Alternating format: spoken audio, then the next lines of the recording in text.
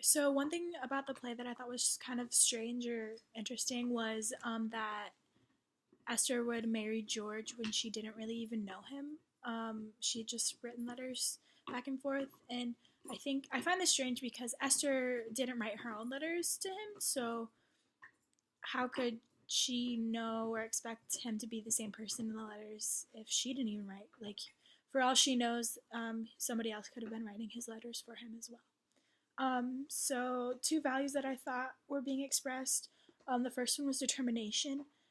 Esther, first of all, she was very determined to marry George, even though everybody kind of told her not to, advised her against it. She was really determined to marry him, and she did. But then after things didn't really work out, she um, was also determined to like start over and make a name for herself again and continue on with her dream of opening the beauty parlor. Another one was kindness. Mrs. Dixon was always kind to Esther.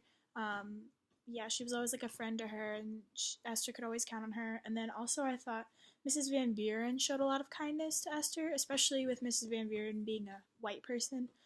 She really trusted Esther and was really a friend to her. So yeah. One thing that I found while I was reading that I underlined was George was talking. He said that his parents were chattel, and they were children of chattel, and I didn't understand what that meant. So I looked it up, and the actual definition for it is property, but he was referring to it as in the context of slavery. So his parents were slaves, and they were literally property bought and sold. So yeah. Um, so um, I think that this play challenges the African American stereotypes. Um, Esther is a black woman, which at that time would have been like bottom of the pole, like totem pole, like one of the least respected gender and race. But she's seems to be pretty successful. She's poor, but she has some pretty um, I guess you would say high profile clients. She makes stuff for a lot of white women, which I think would make her pretty successful. And the woman that she makes things for, they enjoy her product and they um, seek her product.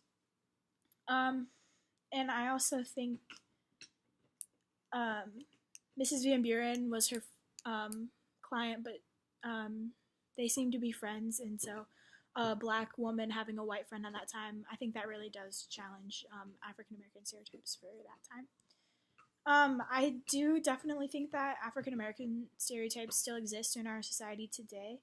You hear on the news a lot about, like people being denied jobs or whatever, still stupid things like that going on. And I think that a lot of that comes from a lack of like closed mindedness. We're not really willing to listen to the other side. And I think that listening to one another would really help make those stereotypes go away.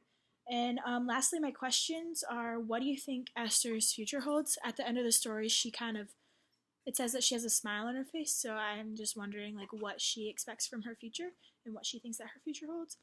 And I also think that if George was not in the picture, if she didn't have get the letters from George or anything, do you think that Esther and Mr. Marks would have become a thing? I think they really had something going on, but I think Esther was scared and Mr. Marks was scared. So yeah, do you think that they would have ended up getting together?